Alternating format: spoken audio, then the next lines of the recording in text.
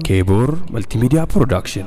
Nati an Sudan Presidenti Manamari Nano Oromia Sheikh Ghali Mukhtar Garawal Tajititi Fudan Isanis Akka Presidentitis Irganu Dabarsani Akka Da'ititis Da'wa Nufgurani Inshallah Ishan Garawal Tajititi Nafsimatani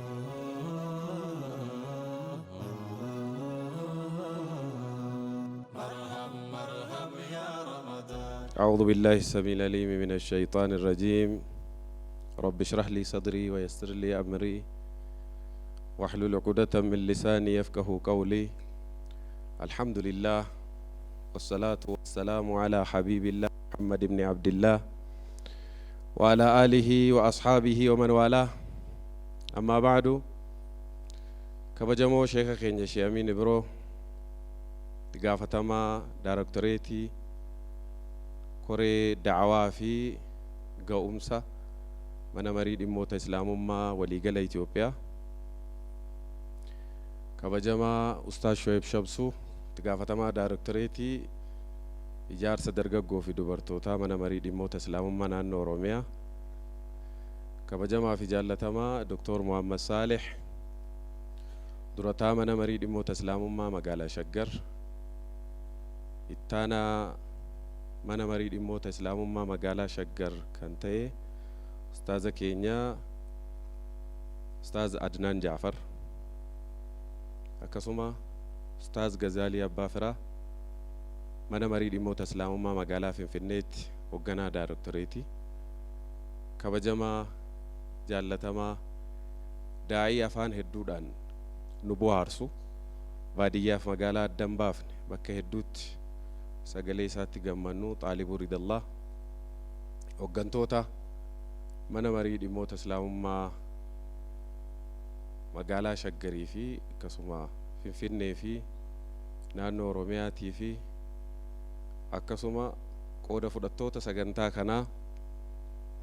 hayyoota dubartoota manguddoota dargaggoota hundeessota sagantaa kanaadha barii tokkoffaa dabartanii barii lammaffaa hundee gadi fagoo ettanii nu qopheessitan hundumti keeysanu baga wala garree assalaamu alaykum wa rahmatullahi wa barakaatuh jazakumullah khair isiniin jenna hunda dursinee rabbi galateeffannaa akka namaatti warri sagantaa kanatti yaaddanii bakka kanatti walitti nu qabdan galatoomaa jenna kan rabbi haa dursumee waa hedduu dabarsine umurii keenya keessatti abbootiin keenya immoo Finfinnee keessatti waa'ee sagadaatii fi nagadaa haasa'uu dhiisaatii keessa dabarfatanii galuuf rakkootu ture kuufiyyaa kaa'atanii dhufuu dhiisaatii keeppiyyuu yoo keeyatanii dhufan yoo sigaaraa isteekkaadhaan as kaa'atanii si sigaaraa qabsiiftu maal isiin kibriiti boorsaa gamanaa keessa kaa'atanii salaamnoo jedhaa akka nama amaariffa beekuu fi araadaa fakkaachuuf hoo sigaaraa qabsiifatan malee markaatoo dhufanii waa bitatanii galuu rakkoo gurguddaatu ture abbootii keenyaaf dur sun darbeera kan dabarse rabbii keessa nutu galateeffattanii gaariidha alhamdulillahi rabbil alamin waan nama haasa'e kana qee nama guddaa wayidha inni naannoo 4 kiiloo kana gaaf tokko seenaa kana nutti man isaanumti guddaan abbaan saanii kuufiyyaa keetu beeytu mitire ababbaan kan ko takkaa kuufiyyaa ofirraa baasanii beekanu woofcoo bitachuudhaan markaatoo dhufuudha jennaan keeppii kaadhaati akka nama jedhe sana jedhaa jedhamanii gorfamanii dhufanii galanii jedhan ijoollummaa kootii wanni amaariffa bareechee baradheef jedhan akka abbaa kootii sanan ta'u jechuufaniin baradhee jedhan har'a amaariffichi isaan baratan sun Itoophiyaa bulchuuf isaan gargaare jara keenya baga rakkoonis dhufe baga darbe waa hedduu keessa baranne waan ta'eef walillahi alhamdu wa shukr har'a بريرا bariin nuu bari'e kun garuu yoo ittiin fayyadamin rakkoo ta'uu danda'a. Rasuulli sallallahu alayhi wa sallam hadiisa isaanii keessatti ilmi namaa ni bariisifataa, kan lubbuu isaa bilisoomsee dhiisifatu jira, ibidda irraayis gabrummaa ma'anaa fi zaahiraa irraayis kan biliseessu jira, akkasuma immoo kan gabroomsee halaakatti galchutu immoo jira jechuun dhaama Rasuul alayhi salaatu wassalaam. Kanaaf dargaggoon yeroo kamuuhu barii isaaniif bari'e irratti yoo itti fayyadaman of bira darbanii biyya fayyaduu danda'u. Tasluhu al-ummatu bi-imaamiha wa bi-shabaabiha. Biyyi kan toluu dandeessu wama lamaani. Gaafa imaamni tolee, amiirri tolee fi dargaggoon tole biyyi tolee jechuudha. Kanaaf ummata keenya dargaggoon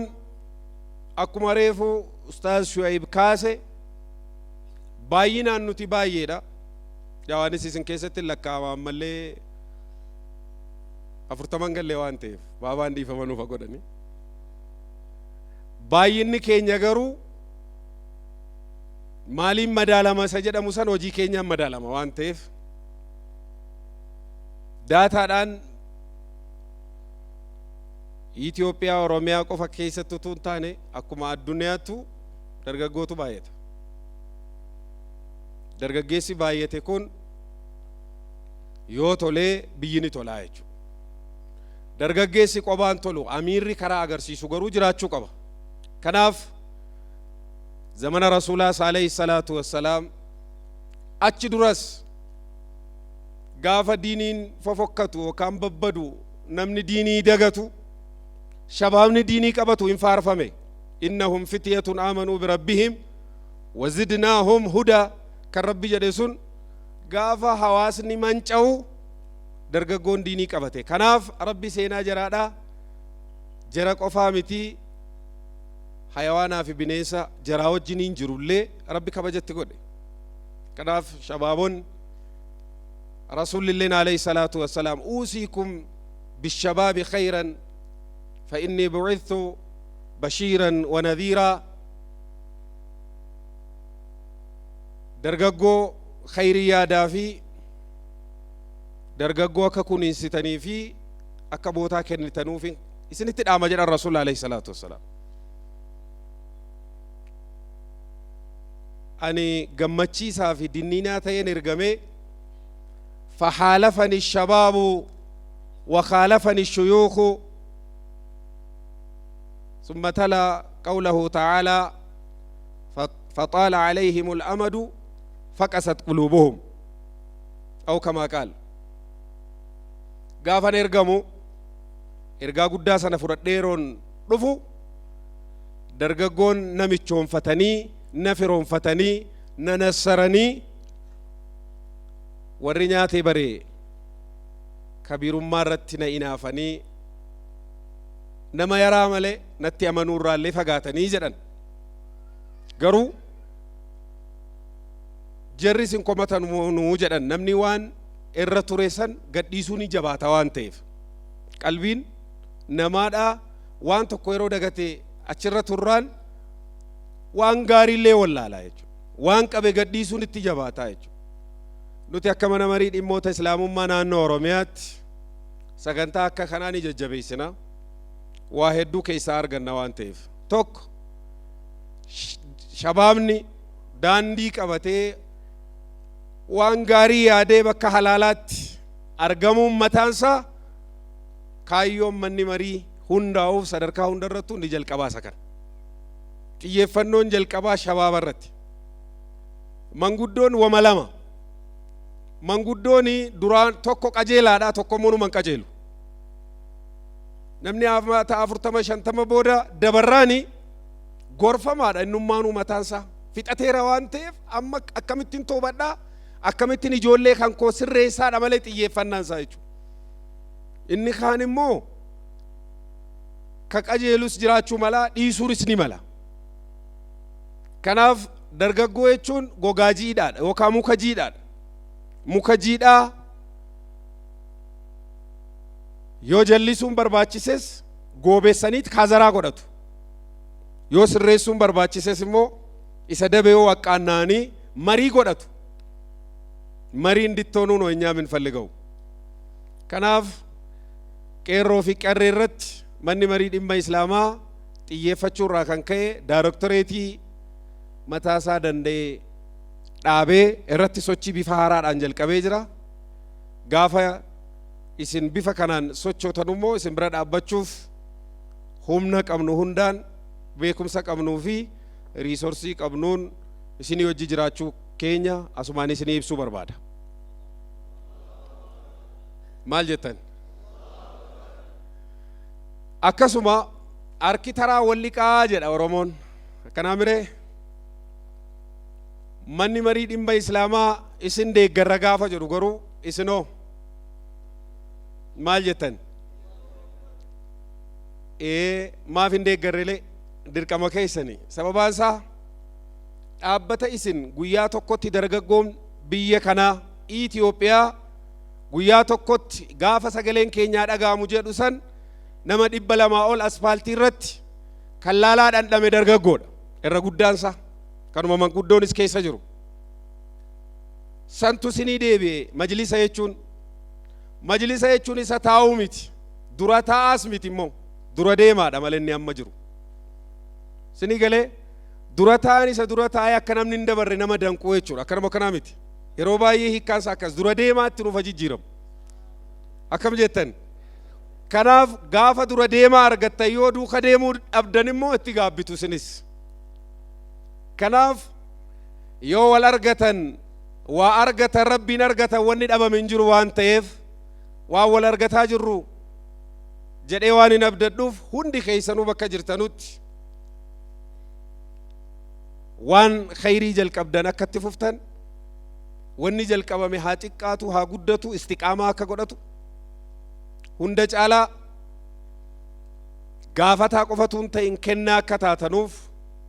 hiree carraa argattan hundatti fayyadamtanii caaseffama jaarmaya khayrii ijaaramu hunda keessattuu yoo dandeessan dura ta'a yoo dadhabdan miseensa kanaan alatti bakka biraatti isin arguun barbaannu kanarratti waan dandeenyu hojjechuu nutis qophiidha sababaan isaa dhaamsa rasuulaatu jira alayhi salaatu wassalaam حبر هذه الأمة عبد الله بن عباس رضي الله تعالى عنه وأرضاه بالجد الخير كله في الشباب خيرين الرجودانسا يوكا هندمتسا درجو كيس جرايدا ياو درجيتيس دبلتيچو كناف ثواب جراس ربي قد سيبر ورا تربان عرشي قادسا عرشي أبتو كيسا توكو إنيو شاب نشأ في عبادة الله درجيسا عبادة رتي قدتي ربي قبرو رتي قدتي كنفسيا قبريمتي كبري قبريمتي كفكري قبريمتي ولي قلائرا كميديا قبريسمتي نمني وما لبو إسا تيف قبرومي ربي قدت كناف لا درجقما كيسة نمني لا إبادة أمتانان بشننا سا إبادة كفلا سا وان إبادة سا قبو فيجيتشا سا وان إبادة سا قبو بوبا سا وان إبادة سا قبو برنوتا سا وان سواب سا قبو يو حجته غلن نساء ويا قيامادا إمام عادل وجن أمير عادلة وجن ورق أبين هوري صدقة وجن يا سبحان الله مجاهدك أبسا شهيد وجن قادس أرشيدا بكا كما جماعة سندابت كناف نمو بكا جروت أما غا رمضان تصرف هاجروان تيف وان خيرين وقبو هندرتو أكا بوبانو حواسا كينيا أكا دي غرو سنين جيچا نوتيس أكا منامري دم إسلاما صدركا وروميات قفتون تان مغالوتا godinoota aanaa ganda masjidatti shabaaba akka ofitti qabdan shabaabaa fi dargaggoo fi dargaggeettii wajjiniin malee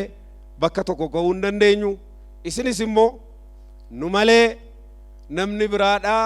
waa hojjechuu hin danda'u isa jedhus dingata akka nafsiyyaan wahayyii isinitti hin goone kan barbaachisu maali nuti xiqqaan guddaa kabaju guddaan immoo xiqqaa guddisuudha kana nuudhaa man rasuulli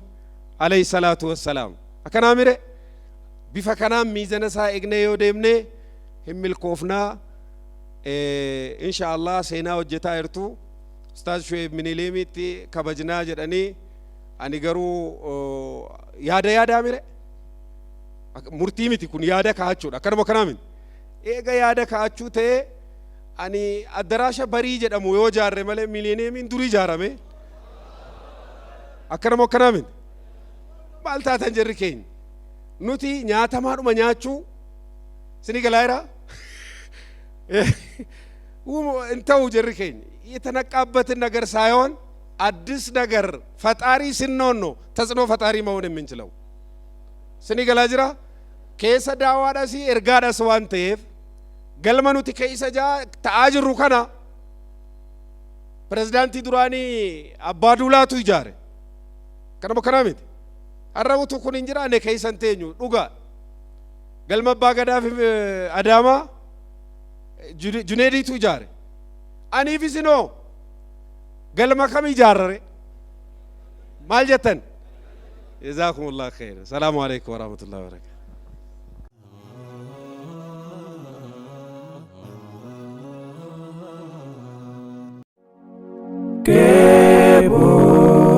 Kebor Multimedia Production.